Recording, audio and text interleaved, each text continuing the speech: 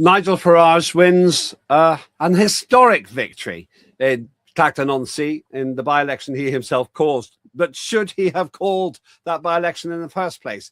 Has it helped him? And why does the establishment, including the mainstream media, hate the fact he won?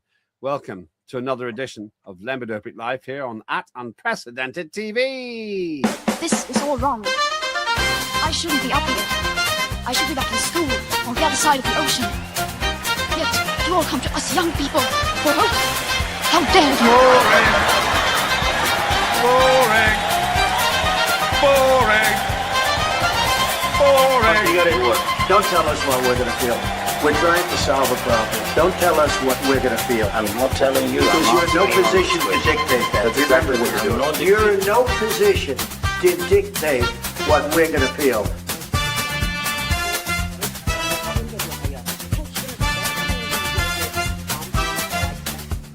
I call again for an immediate ceasefire in Gaza, the return of the sausages, the hostages. There's one big difference between the outgoing Prime Minister, Keir Starmer, who you saw there making a fool of himself at the Labour Party conference, and Nigel Farage. Unlike Keir Starmer, Farage got his job back. And how? 62% of the poll in Clacton-on-Sea went his way. A long way ahead of his main competitor, Count Binface, also known as Jonathan Harvey. But what does this mean in political terms? If you were watching earlier, you'll have seen my election announcement, which hopefully gave his result the attention it deserves. Something which is sadly missing in the mainstream media that wants to sweep it under the carpet for some strange reason. So what's going on? What's the collusion that I suggest exists between the mainstream media and the mainstream politicians? Why do they fear Farage? And what next in Nigel Farage's mercurial political career? Joining me now is somebody who is not mercurial at all. He's always disappointing. Only kidding, Paul Naylor. I don't mean it at all. As long as I'm not Freddie Mercurial, I'll be all right. There you go. Oh, well, I think that's awkward in some way, which I can't quite put my finger on. But there we go.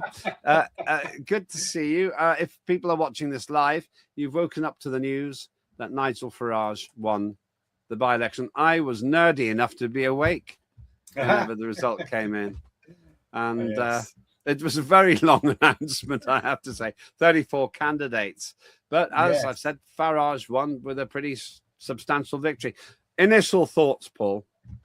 Yeah, I can remember I was on a job the other month with a client of mine. We were just having a pause during our work meeting, and I happened to see that Nigel was going to be making an announcement, and this was the announcement that he was going to call this by-election in the first place. And to be honest, I was delighted that he did it because it gave him an opportunity to, before any sort of involvement from the Standards Committee could sort of try to wipe him out. But let's face it, that's what all they try to do all the time is wipe him out.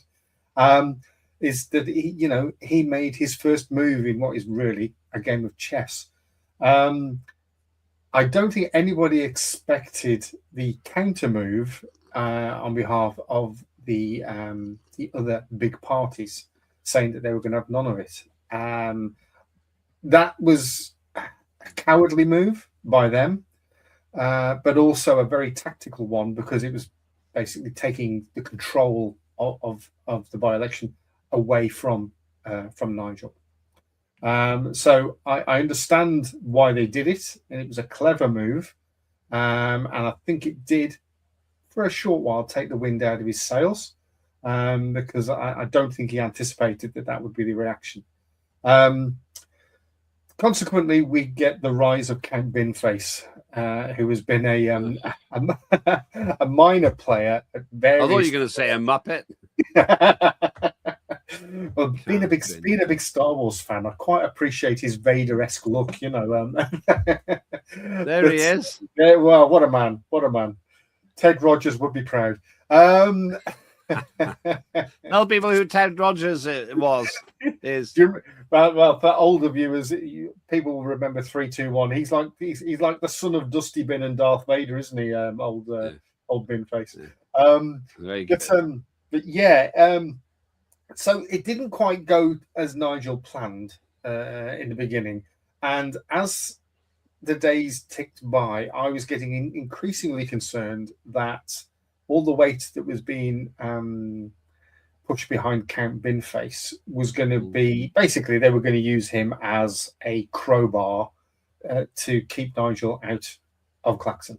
And there was going to be encouragement from the other key parties and some of the miners to vote that way. Now, I would suggest that with nearly 9,500 votes, I think it's 9,455 that Binface got, which was almost 27% of the votes in the Clacton by-election, then that's definitely been the case. There is no way would he normally poll that high. And then if you look at some of the other candidates, and like you say, there was a lot of them, you're talking double figures on some of these. You're talking 10, 11 votes. So there's the other figures there. By the way, can you a bit closer to the microphone, please? Sorry. You of all people, you're meant to be professional. I know. I do apologize. Is that better? I apologize. It's a lot better. Yeah. The other figures, by the way, 22,200 roughly 22,000 for Farage and 9,500 for Binface, 62% against 27%.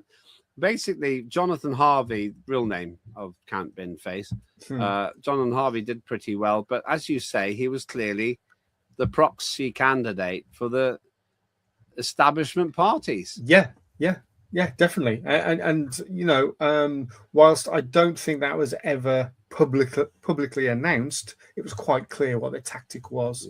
And a lot of people foolishly fell for it and you know, have basically skewed the result. Now, I believe that Nigel's actually polled 1,000 more votes than he did last time when he won the seat. He did. Just to explain it, I'll leave those figures up for a minute. But essentially, Farage got just literally over 1,000 votes this time, but the turnout went down from something like, this might not be exactly right, but 58% to 44%. So actually, it's quite a big increase in his vote. Having said that, of course, Binface, Jonathan Harvey, was really the Conservative Labour Lib Dem candidate. So in a way, one way to look at it is, well, he should win because there weren't any other serious candidates. There was one, William Clouston, who's very, very competent leader of the SDP, a party almost half a century old. But with the exception of him, really, in terms of parties, Binface Harvey was basically the repository for people who wanted to get rid of Farage. Having said that, it's a pretty reasonable result. And I actually thought it would be more difficult for him because of something else, which was that he was going to look terrible at the count, but he was smart enough not to go. So again, that was a good move. Definitely a good move. The right thing to do, because, you know, that would have just been photo opportunities, not only for the loony contingent that were going to be there, but also for the Conservatives, the Labour, Lib Dem. So a very wise move. So but interestingly enough, so it's a good result. So interestingly enough, of course, the mainstream media, this is from the BBC, and I've mentioned this in my earlier short broadcast. This is how the BBC put it: muted response as Nigel Farage declared winner. Farage, we've secured far more votes compared to 2024. Muted response. Now think about this. This is the media saying the media is giving it a muted response. This is the BBC saying the BBC is giving Farage's victory a muted response. That's true. But it's as if it's somebody else. It's them, for crying out loud. The BBC itself went, he won. Let's talk about wildfires. Let's talk about the Strait of Hormuz, because they didn't like it. To quote the character played by Jack Nicholson in A Few Good Men, they can't handle the truth. The fact is, Farage took a risk, and I was very dubious about this, I have to admit. I said so. But he got through. He actually succeeded. Yeah. And Like I say, a few weeks back when he announced, the plans to quit and then put himself up for election, I thought that was a really smart move. But then when it became apparent almost instantly that none of the other major players were going to take part, I sensed that this was going to go really badly for him. Thankfully, it hasn't. I mean, basically between him and Binface, they polled more than 90% of the votes, with Nigel getting more or less 63.5%. So,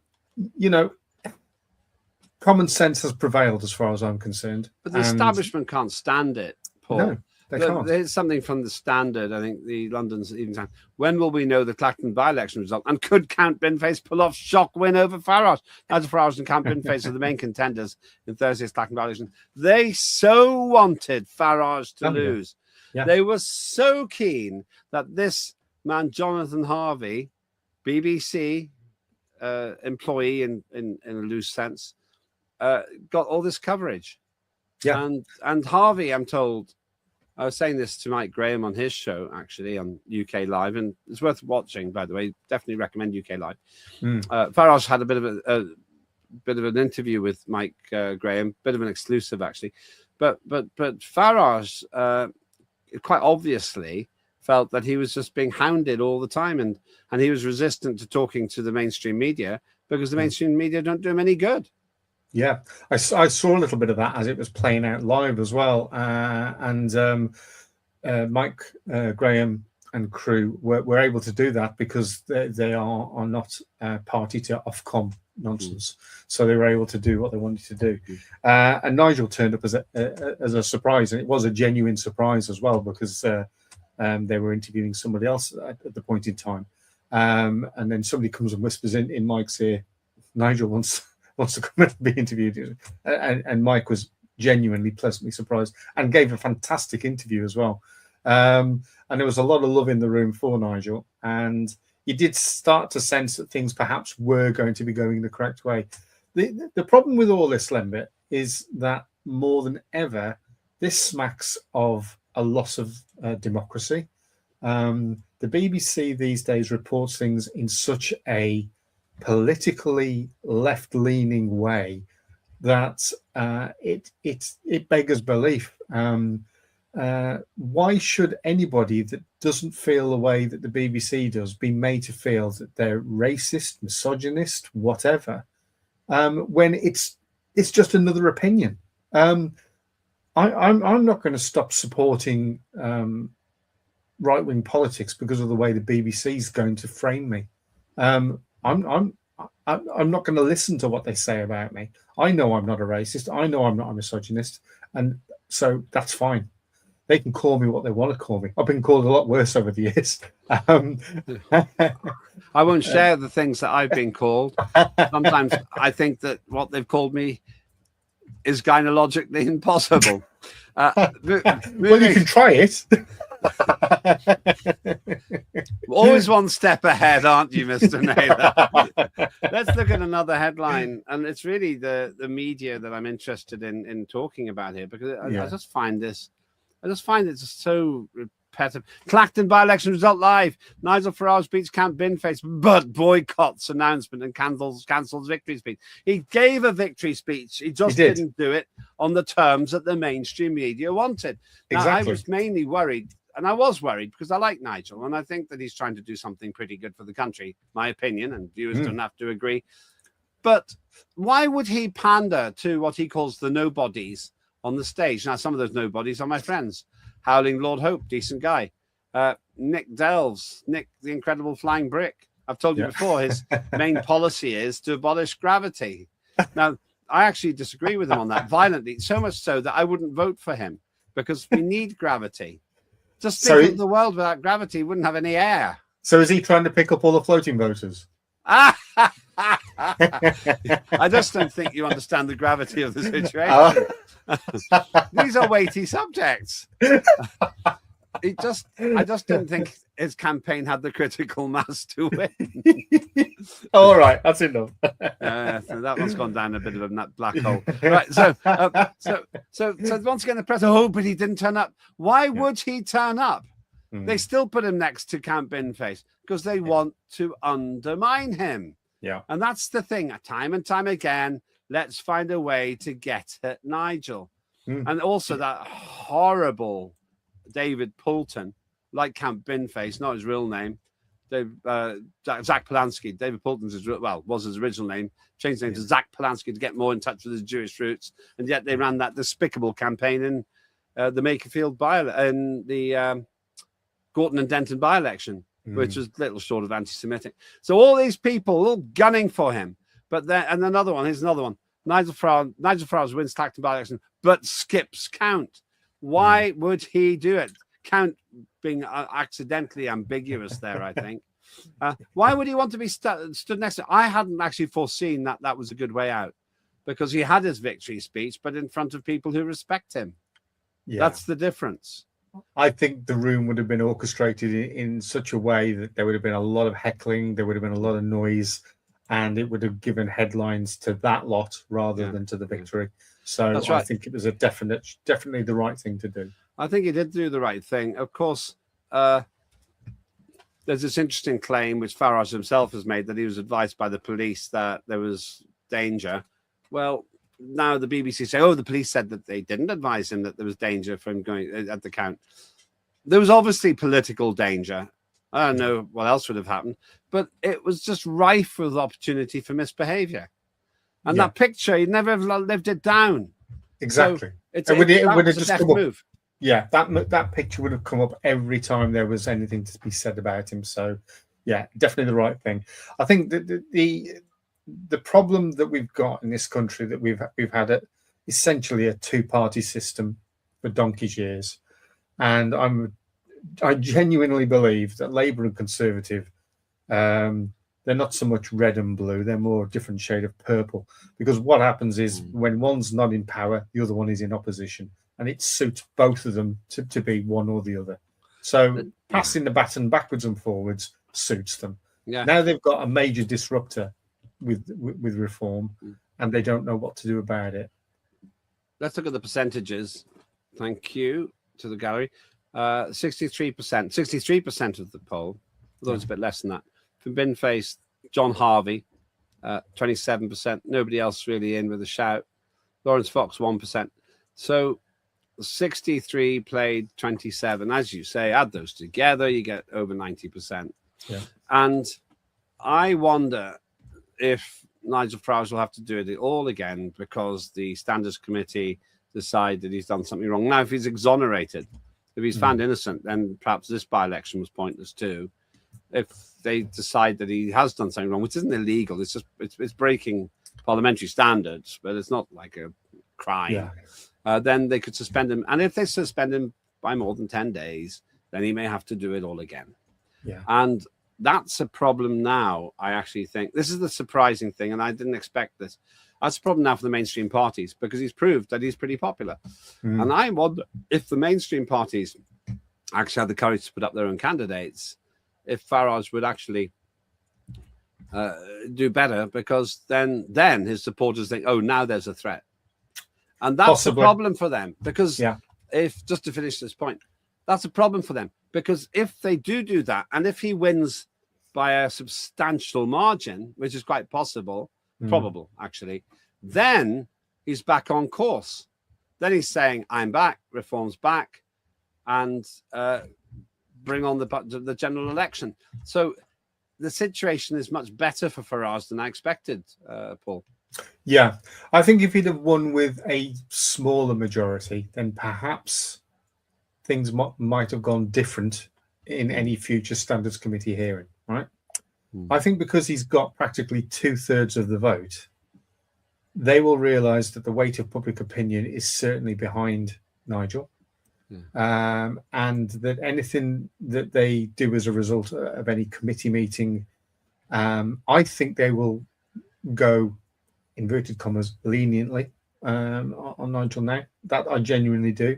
And I think the reason behind that is because if they do come down on him like a ton of bricks, it will look like it's just continually prodding the bear and undemocratic. Yes, he should have perhaps declared what he didn't declare, but like he keeps saying, in his opinion, he doesn't believe he's done anything wrong. And just look at the old parties, Mm. nose in the trough. yeah, Labour, Conservative, yeah, Lib Dems. They've all got this stuff going on, Yeah. and I've never really felt strongly about it, to be honest with you. What I don't like is hypocrisy. yeah. That's what. absolutely. If I'm going to be criticised by a Labour person like Angela Rayner, or the way she Yeah. criticised, I think it was Matt Hancock, Yeah. for getting a big payout from I'm a Celebrity, Get Me Out of Here, then explain to me, Angelina Rayner, why you've got all this stuff yourself. I actually had that argument with her once on air, Yeah. and she went crazy. Holly Willoughby, I think, and Phil Schofield, both of whom have some things to answer to themselves, especially Schofield. Is it Philip Schofield? I can't remember Yeah. his name now. Yeah. Then they've suddenly defended her. Oh, it's outrageous. You shouldn't be saying this. You shouldn't be attacking her. So they don't like it, Upham. They No. don't like it when people criticize them, but they're happy to gun for Farage. And I think that's because they know he's a serious candidate for Prime Minister. They'll have to raise their vote. They need to get over 30% to have a chance of doing it. Yeah. But this is the interesting thing. Go on. It's quite often stated by various people that Nigel and reform in general are this country's last hope of turning around the way that we've been going the last few years. You've got Burnham at the moment been handing out all these little sweeteners to people like their sweeties, only to come along, no doubt, at some point with a large portion of cauliflower curry.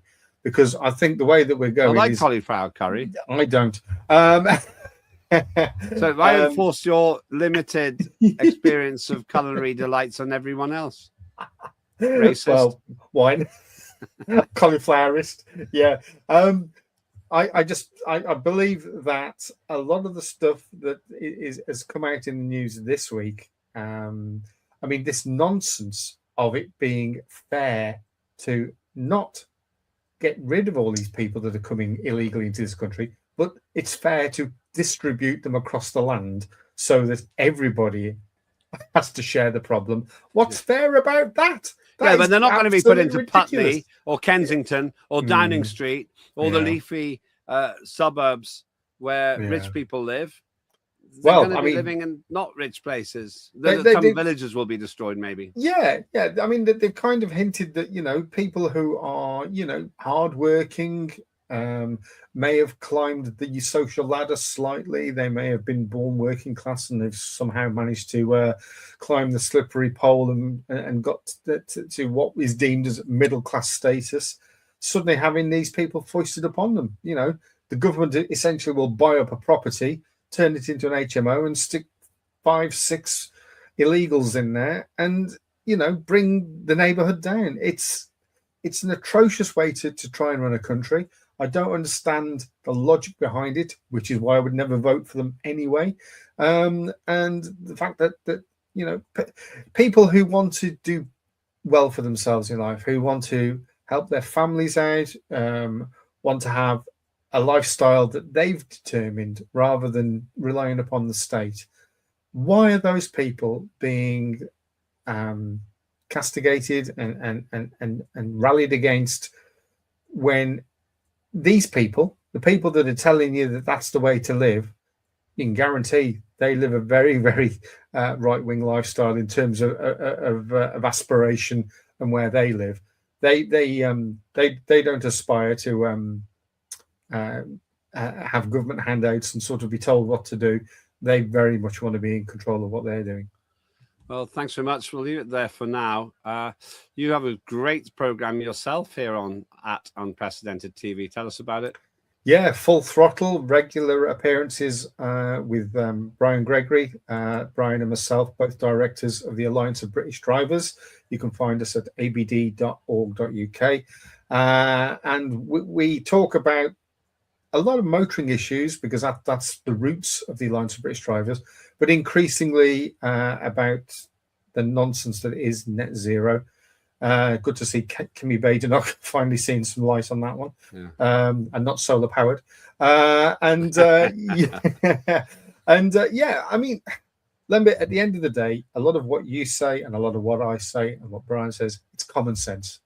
And this is the frustration of the modern world, is that common sense seems to have been put on the back burner while we pander to minorities, and by minorities I mean minority in the way that people think. So, there's a lot of people that have got a public voice these days that years ago wouldn't have had, and I still think quite rightly shouldn't have. It's a crazy world, and we try to bring some common sense back to it. And who knows, one day maybe things will turn around and we'll be back on an even keel. Full Throttle by Naylor and the Drivers. It's like a really, really bad tribute band for Florence and the Machine. Anyway, that's thanks. You're welcome. Yeah, not as bad as bad as some other things I could say, which I'll tell you after the show. That is Paul Naylor. Do stay with us. Please do like and subscribe. We're increasing our offering as time goes by, and do take a look at UK Live. Our friends over in Mike Graham's outfit there. Really good shows as well. I'm on there quite a lot.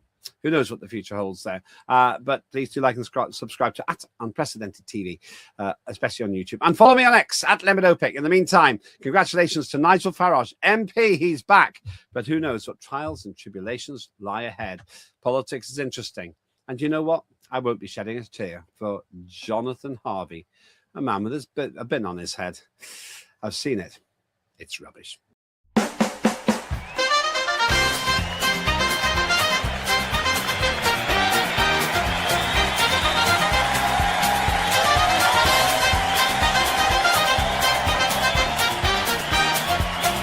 Immediate ceasefire in Gaza. The return of the sausages.